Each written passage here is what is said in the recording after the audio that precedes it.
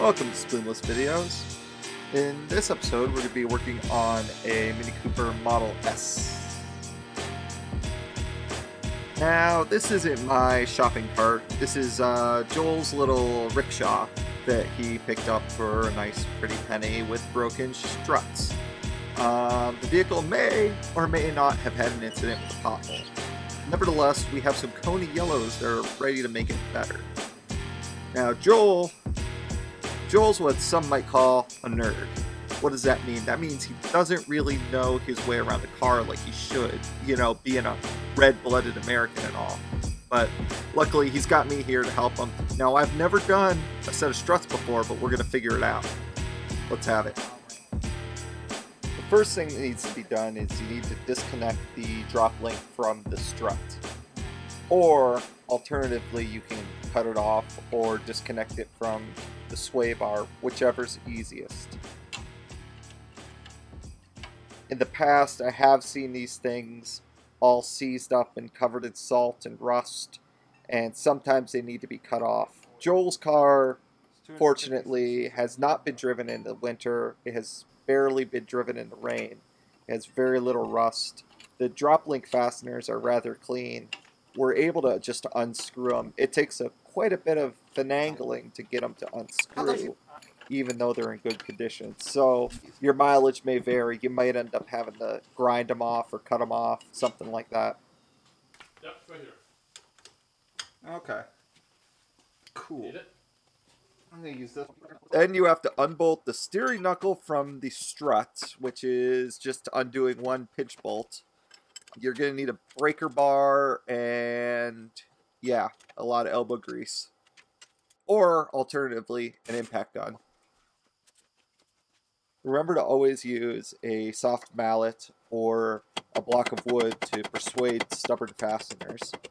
Never use a metal hammer, as you run the risk of damaging the threads.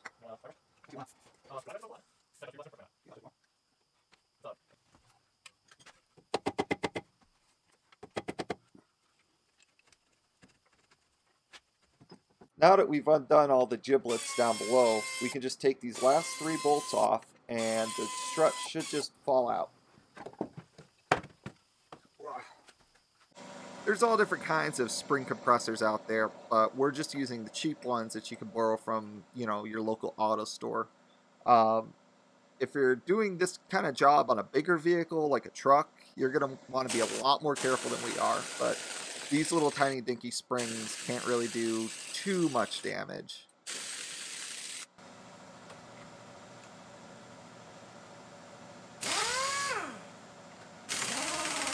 Now I'm going to stop right here, okay? So if you care at all about your struts, don't use an impact wrench, alright?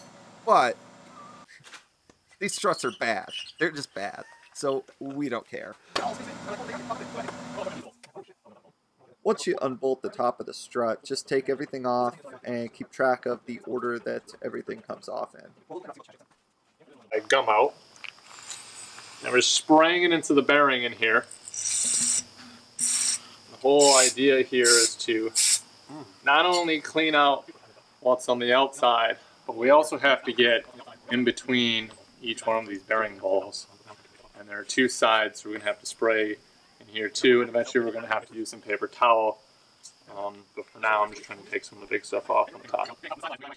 Okay, when you're done, your bearings should look a lot like this. Should be really clean. It should be so easy to turn that you can do this.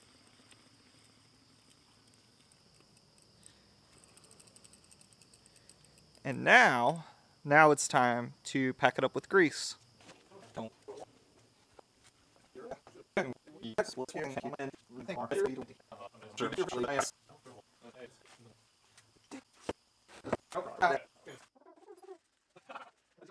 Then you just put everything back together in the same order that it came off.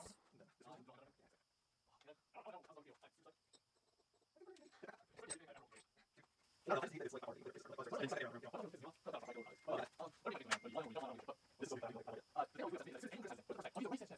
here not to do that, actually. Oh, yeah. It says, yeah. I don't know how the hell they expect you to do it, though. You put it in. I mean, okay. So look at this right here, If somebody has a better way of doing this, please post it in the comments. It says, do not use an impact wrench. Only use 2 spanners, right? And there's a little hex key on the bolt. I'll show you. Come here. Come here. You're coming with me. You're coming with me. All right. Let's see here.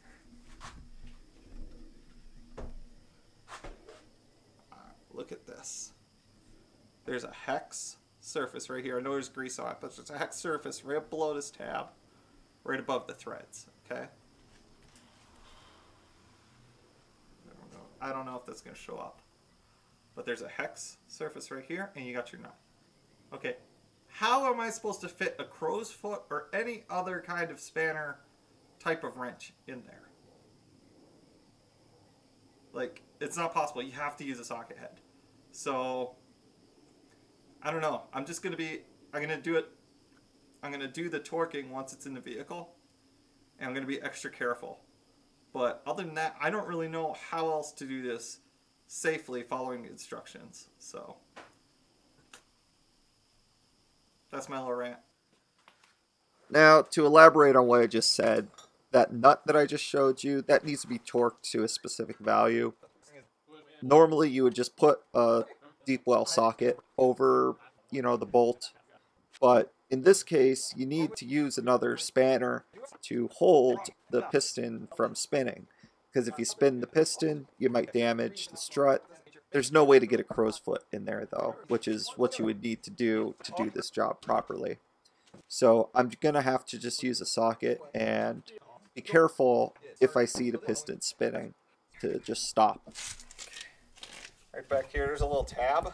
Yeah, you got it, Joel. Okay, there's a little tab right here. There's a gap where this bolt goes through. There's a gap where it like pinches. So pinches like this around the around this thing. Anyways, this tab has to line up with that. It goes inside. So you gotta get that lined up. The other key thing is this wheel is gonna be all the way turned so that your front part is all the way out. So like all the way like, you know, like this. So those are the 2 tricks. And then keep it lined up with the holes up here. Keep it lined up with the holes in the top, which it fell back out. That's all right. That's all right. So a plastic clip is going to have to go through one of these smaller ones? Yeah, one of these small holes, these little guys here, has a little plastic tab. So make sure that's lined up too. See it on the other side. Yeah. Yeah, you can see that little white tab. He's pointing at it. There we go. Whew. Here's the other fun part. You need something like a lady slipper to get in there, line the holes up in the where your shank bolt thing goes. Anyways, Joel? Yes? Did you damage it? Did we bend something? So another thing to keep track of is which side each cable goes on around the strut. So we didn't keep track of it, and when we went to go put it back in, one of the cables ended up on the wrong side, and it was a headache, and we had to take the strut back out, move the cable, and put it back in. The cable? Kind of a The pain. brake sensor goes on the other side. Maybe. So ABS sensor goes on top, brake sensor goes on the other side. I don't think that's like that the other way. I didn't mention this before either, but the cables that are hooked to the strut are just pressed in. You can pull them out by hand. There's just a C-shaped little cavity in the sheet metal, and they're just pressed in from the side. If you look at it, you'll see what I mean. Everything gets real heavy after you attach the strut, and it's kind of hard to lift into place. We used a floor jack to push up on the brake rotor to lift the strut into place. Now when you're doing this, you want to be careful because those 3 bolts on the top, they need to line up with the holes. And don't forget there's also that little white tab. So you got to make sure all that lines up as you're jacking it up. Probably recommend having 2 people to do this. There we go. We're tightening this, this, and this, and then we'll tighten this.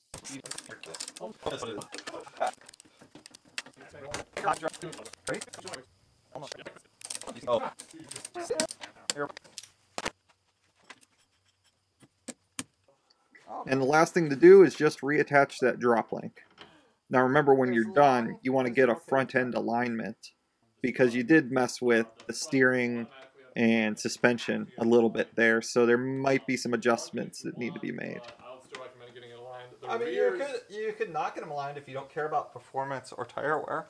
That's true. The rears, if you're spending $800 on struts, you probably care about at least one of those. And that's pretty much it. Thanks for watching.